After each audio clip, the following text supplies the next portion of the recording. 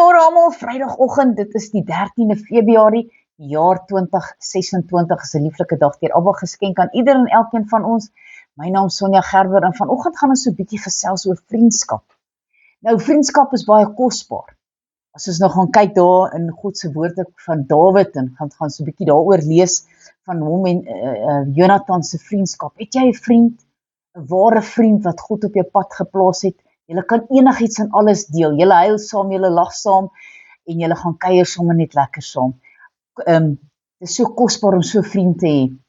En ek het so vriende en dit is vir my baie kosbaar. 2 van hulle het die Here op my pad geplaas met wie ek net alles kan deel en hulle is deel van my lewe en ek is deel van hulle lewe. Koester daardie vriendskap.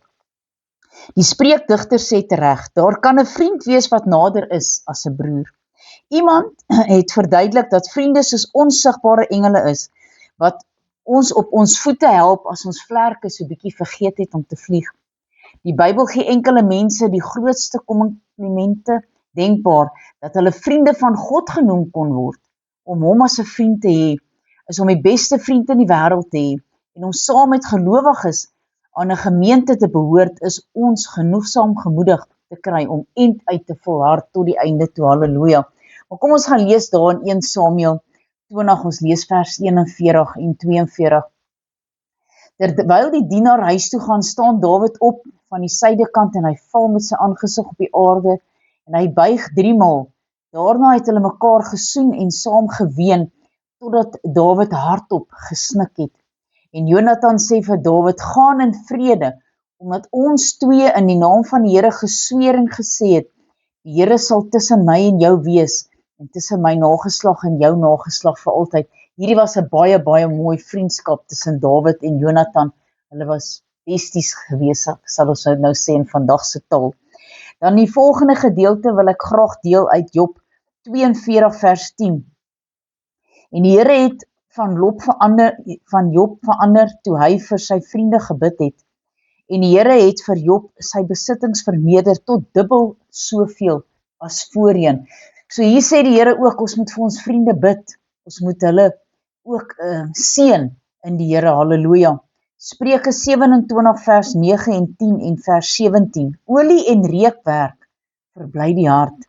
Net so die aangenaamheid van 'n vriend van wie 'n welgemeende raad.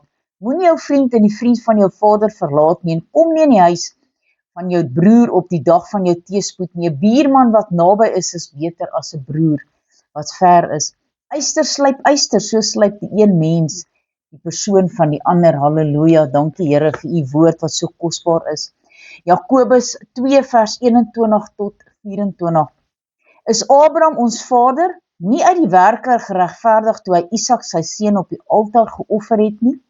Sien jy dat die geloof saamwerk met die werke en dat die geloof volkome geword het uit die werke? En die skrif is vervul wat sê, en Abraham het God geglo en dit het hom tot geregtigheid gereken en hy is 'n vriend van God genoem, halleluja. Sien julle dan nou dat die mens geregverdig word uit die werke en nie alleen uit die geloof nie, halleluja, kom ons bid saam.